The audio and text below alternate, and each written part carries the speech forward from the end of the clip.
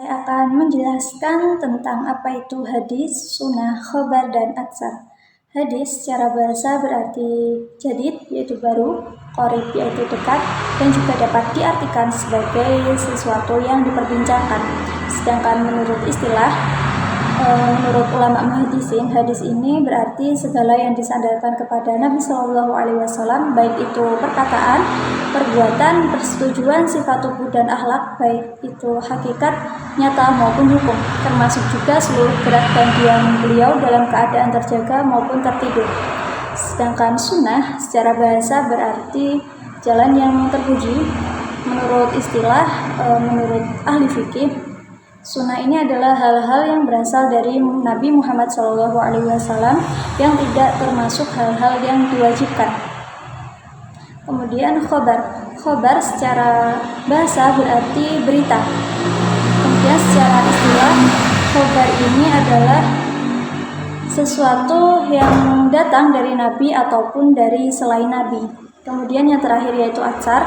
Atsar secara bahasa berarti sesuatu atau sisa sesuatu. Sedangkan secara lebih luasnya atau secara istilahnya, atsar ini adalah sisa atau bekas sesuatu yang datangnya selain dari Nabi SAW, yakni yang datangnya dari sahabat dan tabi'in. Sekian penjelasan dari saya.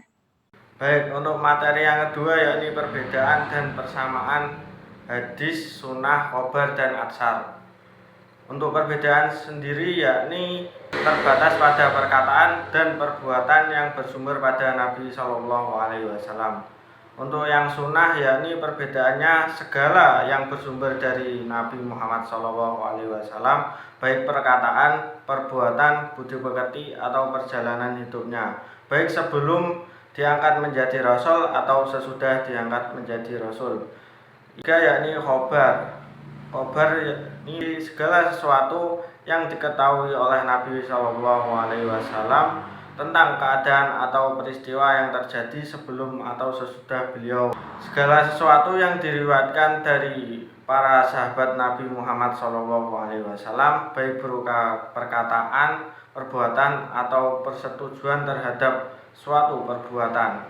Perbedaan keempat tersebut, hadis, sunnah, khobar, dan atsar, dapat disimpulkan bahwa hanya terletak pada sisi dalil dan orang yang menukilkannya saja.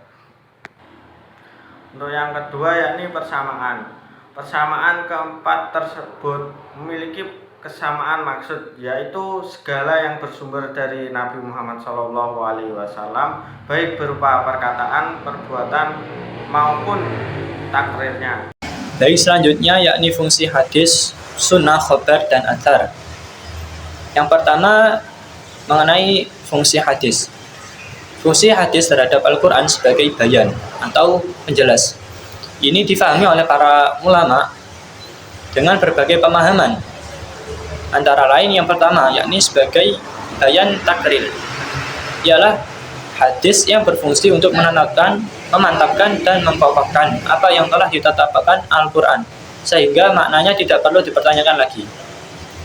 Yang kedua sebagai bayan tafsir, yakni menjelaskan yang maknanya masih samar dan merinci ayat yang maknanya global atau mengkhususkan ayat yang maknanya umum. Yang ketiga sebagai bayan tabdil, yakni mengganti hukum yang telah lewat keberlakuannya atau dalam istilah lain dikenal dengan nama nasikh dan mansukh. Yang kedua yakni fungsi sunnah. Jadi sunnah berfungsi sebagai bayan tafsir terhadap Al-Quran, yaitu menguraikan ayat Al-Quran yang ringkas yang memerlukan penjelasan secara terurai. Jadi ada beberapa fungsi sunnah terhadap Al-Quran.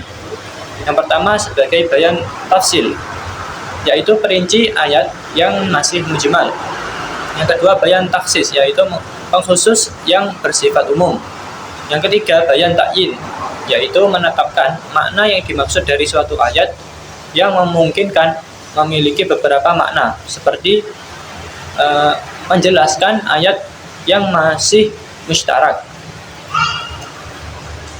Selanjutnya yang ketiga yakni fungsi khobar. Jadi khobar ini memiliki sifat yang lebih umum daripada hadis. Jadi di dalam konteks hadis, khobar memiliki fungsi yang beragam. Di antaranya yang pertama sebagai sumber informasi. Khobar sebagai bahan tambahan yang digunakan untuk mendukung atau memperkuat hadis. Yang kedua sebagai sumber berita. Khobar juga digunakan untuk memberitakan atau mengumumkan peristiwa-peristiwa seperti perang, perjanjian, dan peristiwa lain yang berkaitan dengan umat Islam. Yang ketiga sebagai sumber penyebaran ajaran Islam. Jadi khobar ini juga digunakan sebagai sarana untuk menyebarkan ajaran Islam kepada umat Muslim, baik melalui khutbah, ceramah, atau nasihat yang disampaikan oleh Nabi kepada para sahabatnya. Yang keempat, sebagai peringatan. Khobar ini digunakan untuk mengingatkan dan memperingatkan manusia akan akibat perbuatan baik dan buruk, serta mengingatkan akan tugas dan tanggung jawabnya sebagai umat Islam. Selanjutnya yang keempat yakni fungsi athar. Athar atau jejak ini memiliki berbagai kegunaan penting.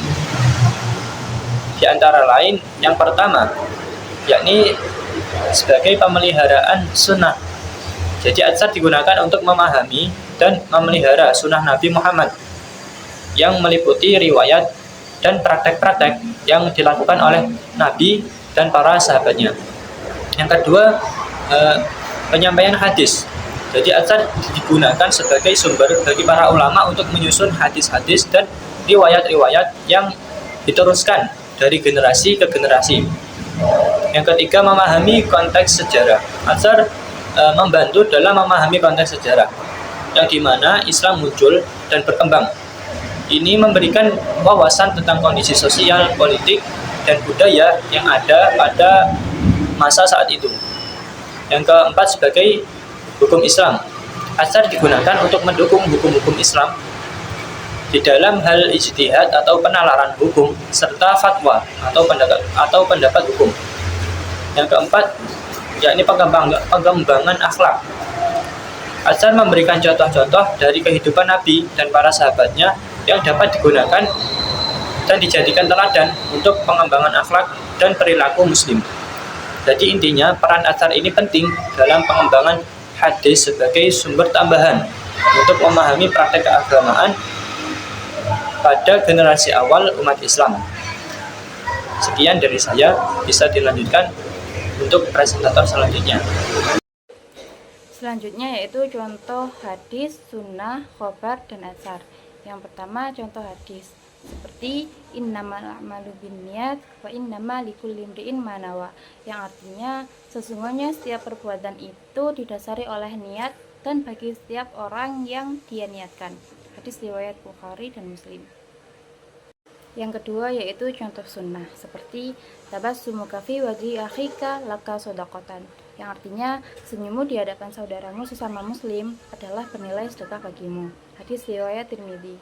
Yang ketiga yaitu contoh khabar seperti an Abi Juhaifatan anna aliyan qala min sunnati wal kafi 'alal kafi fi sholati tahta surrati, yang artinya dari Abi Juhaifah sesungguhnya Ali radhiyallahu anhu telah berkata, yang termasuk sunnah itu adalah meletakkan pergelangan tangan kanan di atas pergelangan tangan kiri dalam sholat di bawah pusar.